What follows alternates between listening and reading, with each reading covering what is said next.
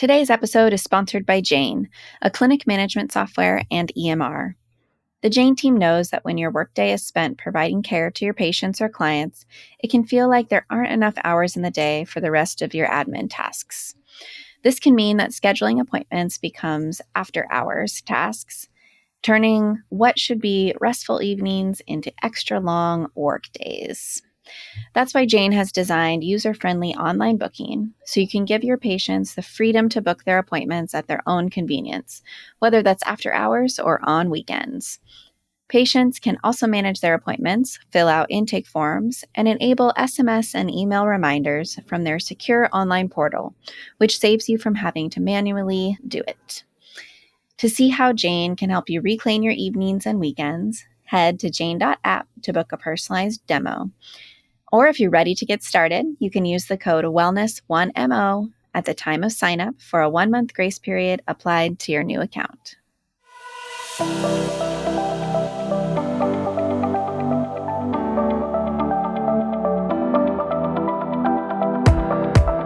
Hi there, and welcome to the Wellness Center Creators Podcast. I'm Kendall Hagensen. And I'm Anna Rudell. We're thrilled to have you join us on this journey of creating innovative, patient-centered wellness centers. As experienced health and wellness providers, we've seen firsthand the challenges of delivering comprehensive, holistic care to our patients. That's why we created this podcast, to share the knowledge, strategies, and insights we've gained from our own experiences and from connecting with experts in the field. Each episode, we'll dive into a different aspect of building and growing a successful wellness center, from developing a strong multidisciplinary team to implementing cutting-edge technologies and treatment approaches. We'll also share practical tips, resources, and real-world examples to help you overcome common obstacles and streamline your processes. Our goal is to empower you with the tools and confidence you need to create a thriving wellness center that truly makes a difference in your patients' lives. So whether you're just starting out or looking to take your existing practice to the next level, you're in the right place. Get ready to learn, grow, and be inspired. Let's create something amazing together. Welcome to the Wellness Center Creators Podcast. Welcome back, everyone, to the Wellness Center Creators Podcast. Today on the show, we have Marie Young. Marie, welcome to the show.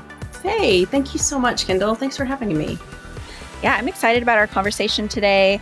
I'd love to start, as we always do, if you could share a little bit about your story and how you got to be doing all the amazing things you're doing present day. Awesome. Thanks.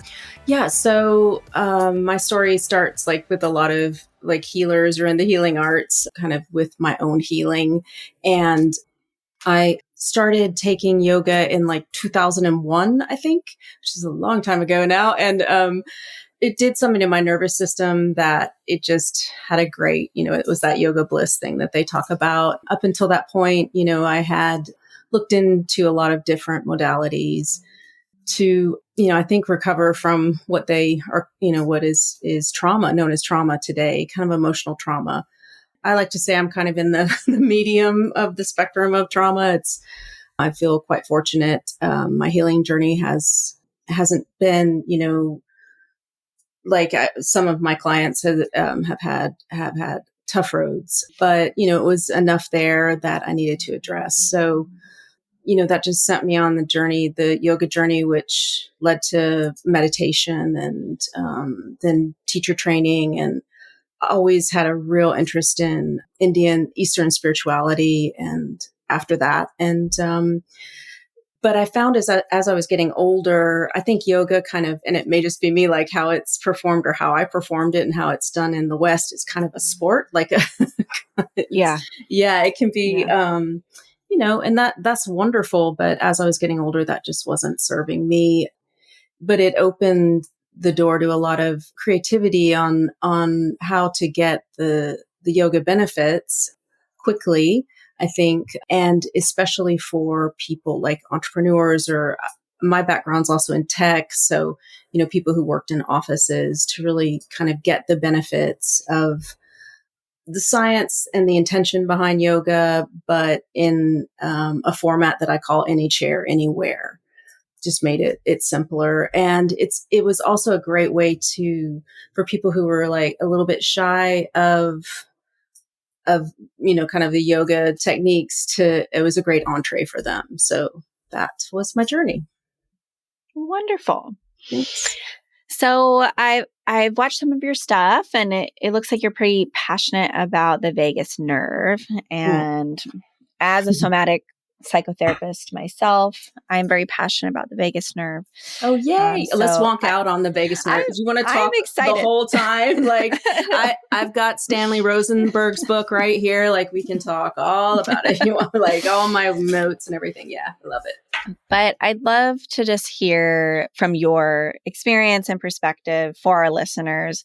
What is the vagus nerve, and how do you really view its role in stress management? Well, I'll start with a little story that is kind of to your last question. I think why this work was like such an aha for me is because I would notice during yoga, and especially one of the trainings that I took, we would do an invocation before class, and it would end with Om, chanting Om. And I would notice after that or during that, more so than anybody else, that I would start yawning. My eyes would start watering like crazy. And I asked my teachers, I was like, is this normal? And they're like, we haven't really seen anything like it. Like, We that's don't why I know. was like, because I would look around and it didn't seem like it was happening to other people. So, fast forward, like I learned about the vagus nerve through the Maker's Diet, which is the guy from Garden of Life who started Garden of Life products. He wrote this diet and it's, his eating plan, but he talked about the vagus nerve and, it's cranial nerve 10 and vagus, of course, Latin for wandering. And it's the longest, if not one of the longest nerves in the body. And it innervates, it provides nerve endings or nerve sensations to the ventral branch, which is the front branch, the face, the throat, the heart, the lungs, all the way down to the viscera, the intestines. And, with Stephen Porges, his vagal, polyvagal theory, what he came up with was we have the ventral branch, which is the front branch, and then the dorsal, which is our back branch. And it's really in doing exercises that help this front branch, this ventral branch. You can activate the vagus nerve and tone it, as it's known. High tone is like high muscle tone. It's a good thing. And that just helps to regulate the nervous system in a fast tracked kind of really sweet way. And so I feel just like the vagus nerve and I are best friends just because of that really, that idiosyncratic story of, I don't know that anybody else I haven't met that has necessarily shared it in a yoga, had it in that yoga setting. But with my research on it, and this is why I love Stanley Rosenberg's book, what he named for me in a way that I hadn't named before was when you are toning it and how the nervous system is regulating, meaning, you're getting out of sympathetic, more into parasympathetic, that, and sympathetic is, the fight or flight that we're chronically in, with chronic stress as it is. You will yawn or sigh or swallow. Like those are indications. And it makes a lot of sense because if you just think about yawning, it shows that some relaxation is happening, right? Like Right. if you're sighing, if you're swallowing, you're not necessarily being chased by the tiger. And so, that has, just kind of opened this world to me. And so once I knew that, then I was able to kind of in a lab technique, a lab setting of my own body, like figure out these exercises that would make me do that. And there are so many of them. And then that led to body informed resiliency, which is the technique I created. And then also chanting. One of the big ones is Om chanting does it as well, because you're using the throat, right? And there's other things I think that are involved in chanting, what people would kind of consider woo, but I love woo, but I love practical too. So yeah. So I get very excited. Sorry if that's like gushing about it, but it's Oh my just been gosh. a neat story like that. It was so personal to me, like just that odd yawn. I guess I was just chronically tired or always stressed or, like I don't know what happened there, but.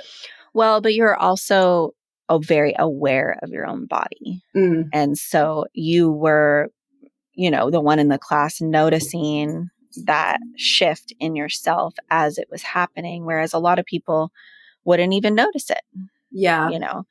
So, you're coming to the table with that depth of awareness that makes you go, oh, I want to know more about this and why this is happening and how can I use it to help me in stressful situations or help me, just in daily life. So, Yeah. Yeah. Well said. I think and I do start a lot with that. Like when I talk to clients, like, how would you say you are in terms of body awareness, and just throw, something out, and I give them some examples because a lot of people aren't. And I think when you're just and you probably had the same thing, like when you're so natively aware of something, you don't even think about it. You're like, this is just who I am. I can't imagine being different. But yeah, it's been exactly. really neat to see the differences out there.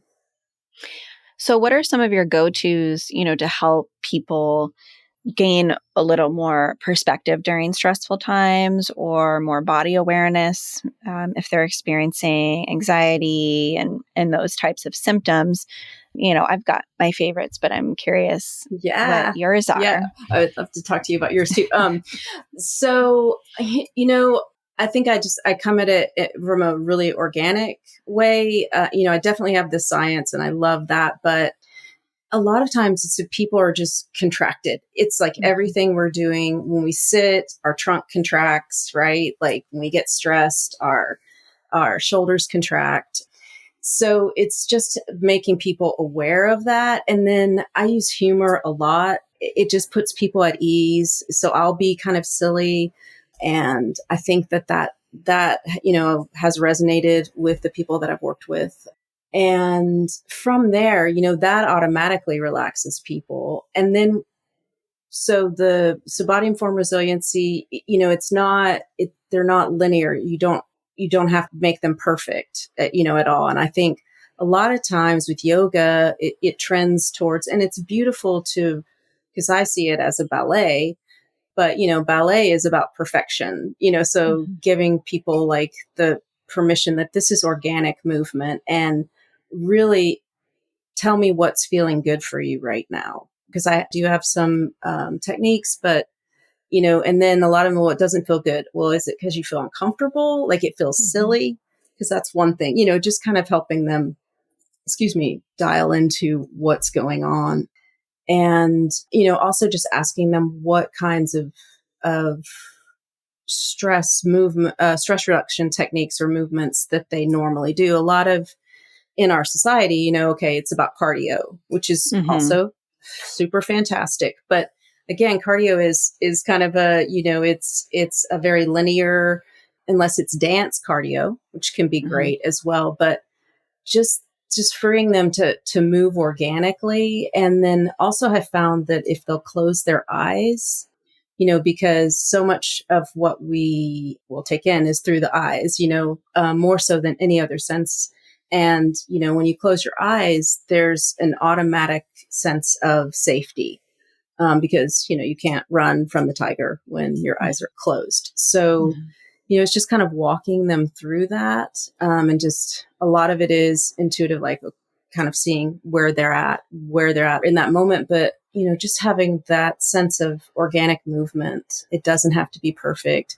These are meant to be silly. Laughing tones the vagus nerve, like it all, all works. And so a lot of times they'll be like, well, it's weird. I feel like we didn't do anything, but I feel better, and I was like, Mhm. well, that's part of it. I said, I promise we did a lot, and, we can, because, a lot of people like to know the science and I can give them that, but it's Mhm. really about giving that experience. Yeah, it's all about the experience. Yeah. And I mean, our listeners are, healthcare providers who are business owners. And I imagine, a good portion of our listeners have learned about the vagus nerve, or they've practiced meditation, or they've practiced stress reduction. And then another portion of our listeners are maybe in a field where it's more high pace, or it's go, go, go. And they weren't taught this approach in school, or they weren't taught to care for themselves. And truly, as a, somatic therapist working with clients over the years, it's always so beautiful and really, a reminder when we just sit with ourselves and close our eyes and pay attention to our breathing. It feels like the most simple thing in the world, but if you don't do it on a regular basis and you do that for the first time, a lot of times people are flooded with a lot of emotion or discomfort, anxiety, feelings of anxiety. So, I mean, my encouragement to our listeners is to try it, try it for 15 seconds, try it for 30 seconds, see how it feels.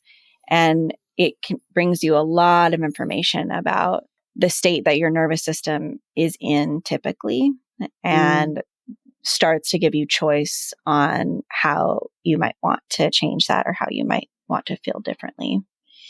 I love that. I found with my own work, and I'm curious what you would think, but a lot of it with the stress is just being able to move, because emotions, it's energy in motion, right? So yeah, for sure. If we've had a sort of an upset or something that feels stressful, if a lot of it is like, well, don't deal with that now. We can't deal with that now, possibly, right? But that's where the movement came in for me. Is just like, if I can. I do kind of before and after, like, okay, let's sit and see where you are now. Okay, let's take an inventory. And then let's do some of this movement. And then let's check in afterwards, and it's just like walking them through, but that's not something we do ever, that we're taught to do. And it's great to have someone there just to be a witness to that, and to be like, no, this is exactly what you're supposed to be doing. This. Yeah. Yeah. It's not weird. Yeah. It's not weird. You're not weird. You're not weird. It's okay if you get emotional. Like, so much about the West is great. Like, we're rational and we get our stuff done, and that's wonderful, but it doesn't allow, this is the great self-care movement, right? Like, we got to take that time because things build up. And so a lot of times you can move that, but if it's not moving, then it's got to be addressed more deeply.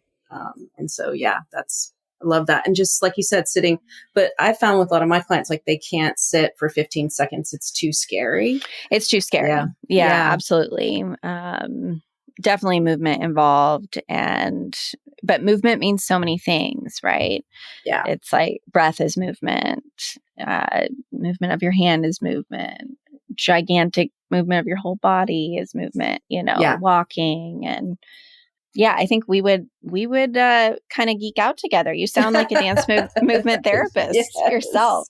Yes, I'd love. I mean, I like the big movements. I'm not, I'm not necessarily reserved. There are people that just kind of like the big movements, right? And so it's neat to partner with people that are, a smaller in their movements in general in life, and then see how those come together. And so I've had several clients, been my best clients, like, they're just more reserved. They maybe don't have all this big energy movement. Like, I think in another life I was a dancer. Like, I just, love that, because I think we really learn from each other. Like, I learned the inner world of what that is, because it's a slightly different than mine. I mean, I think there's overlaps, but yeah. Love it. So earlier you mentioned chanting as a direct exercise for toning the vagus nerve. So let's talk a little bit more about chanting. How can our listeners kind of get started with that if that's something they want to try? What are some myths about it? Yeah. I mean, I think the greatest myth is, it's only for hippies who go live in ashrams in India. It's not for Westerners. And certainly you can do a very shallow dive into it, and then you can go into whole, like, huge mantra chanting, which the chanting that I teach is bija, which is a seed mantra. And they're seeds for the various chakras. The chakras are an energy system, but also really a psychological map of what it is to be a whole human. I think, everything from sort of the survival first chakra to the self-actualization of the crown chakra. And I learned about chakras around the same time I started doing yoga. And initially I was like, oh, this is nice. This is interesting. I didn't have a huge resistance to it, but I was like, I'll figure that out later. Like, that's great. And then, I've just come back to it. So I feel over and over, and it has served me well. So the chakra means disc. If you think about the inner, we have the physical body, and then there's the energetic body, we'll call it. And at each, they correspond to physiological parts, glands specifically. And the energy, like if you're having the theory is if you're having an issue, say with paying your rent, it could be that you have a blockage in your first chakra. That's a gross simplification. It could be a lot of other things, right? But so you could use the bija mantra for the first chakra, which is lum. And by chanting that, you could help to unblock that. And I think there's something to that. What I found works best for me and for my clients is I do them all of the seeds, and end with Om. And there are many books out there. I think Rosenberg's book says it, but if not, there are other vagus nerve books that are like Om also tones the vagus nerve. What you get is this, you get this calm alert state very quickly. I also find because, and perhaps this is more for women, but I have a theory about that because the masculine chakras are the first, the third, and the fifth, and the feminine chakras are the second, the fourth, and the sixth. So if you think about like female intuition, that's the sixth chakra, how we're intuitive. And I think that there is some correspondence there, but the fifth is the throat. And I find especially for women, it can really help them to do the bija mantra chanting. A lot of my clients have started silently because they're just, I can't do this. This is too weird. And I was like, just do it because it's a great meditation too. It gives your mind something to focus on. But then once they're using their voice, literally, it can have great effects in them being able to vocalize. And I know, like, if I'm having a hard time finding words or something, if I'll just go and sit and chant, this gives me that. So there's a magical component, but there's also just this science component, and it can be either the science of the chakras or the science of the vagus nerve. Again, I get here comes the eye watering, here comes the yawning for me almost every single time. And then there is that concept of that we're all energy, and sound is the most subtle yet most powerful way to vibrate energy in a positive way. So again, I'm walking, I know, but it's just that's chanting. So a lot of my clients, they can totally get into the body informed resiliency. And then I get a subset who do like chanting, but once they start it, they're like, this is pretty powerful. The only kind of barrier to entry is that you do need someplace a little more quiet for the most part. Sure. Yeah. I can chant silently. I mouth the bija sounds and get a lot out of that as well. And I've had some clients do that too. And they're like, this is great. So yeah. It's wonderful. Yeah. So this has just been so lovely to chat with you. I wonder, as we close, if you could tell us a little bit more about your program and just how people can find you. I know you also have an awesome giveaway for our listeners. So let's get into that. Yeah. Thanks. So they can find me on my website. It's www.marie, the letter B as in boy, young.com. And my socials are on the website. So that's probably the easiest way to reach my socials. And then right now I'm giving away, it's a 3-session coaching package for that. That's 50% off. And then the 12-month is also 50% off. So the 12-month is is a transformational package. We use these stress reduction techniques along with journaling and productivity hacks to really unveil purpose. And a lot of times when we're stressed, we're just in fight or flight. So we're like, I can't do my dreams right now because I have to survive, Yeah. so, yeah, which, is true or can be. Well, it's not true, but it can feel true at the time. So by consistently building this muscle of stress reduction and vagal tone, then it helps clients to get back to equanimity pretty quickly. And then the rational mind can kind of come in and be like, no, you're good. You have a plan, and this is your plan, and you're moving towards reaching your goals. So it's a combo package. And right now it's 50% off. So that's the 12-month package. That's an amazing deal and Yeah. resource. And, Thank you. It sounds like you really specialize in working with professionals and entrepreneurs. So I think this could be a great fit for some of our listeners. So I encourage people to reach out and, see if it's a fit. And yeah, Marie, I just really appreciate our conversation, and I thank you for being on. Thank you. Really appreciate what you're doing. Thank you so much.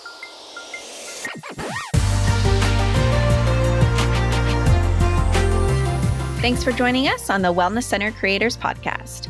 We hope you found the episode insightful and helpful. Remember to visit our website at wellnesscentercreators.com for show notes, additional episodes, and more resources to help you on your wellness center journey. We always love hearing from our listeners. Your feedback, questions, and experiences are invaluable to us and help us shape the content we create. So please don't hesitate to reach out to us anytime. You can contact us through our website or via social media. We're here to support you.